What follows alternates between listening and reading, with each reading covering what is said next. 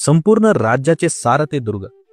किती सोपं आणि सुंदर वाक्य आलंय रामचंद्र पंत त्यांनी लिहिलेल्या आज्ञापत्र या ग्रंथात.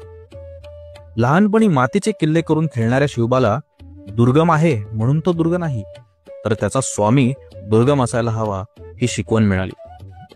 शिवरायांनी त्यांच्या आयुष्यात किती काय काय केलं हे सांगताना एक गुण कायमच दुर्लक्षित राहिला, तो म्हणजे त्यांची डोंगर ओळखण्याची कला.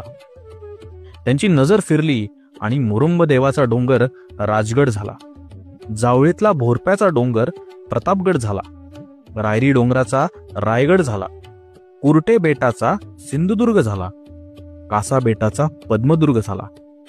असे कित्येक स्ट्रॅटेजिक लोकेशन्स ओळखून त्या ठिकाणी किल्ला असायला हवा हे त्यांनी ओळखलं. ही पारखी नजर सगळ्यांकडेच नसते बरं का. शिवाजी महाराजांनी कित्येक दुर्ग वसवले, कित्येक दुरुस्त केले, कित्येक गड्या पाडून टाकल्या. हे सगळं पाहिलं की त्याच ग्रंथातलं एक वाक्य पुन्हा आठवतं, केवळ नूतन सृष्टीच निर्माण केली.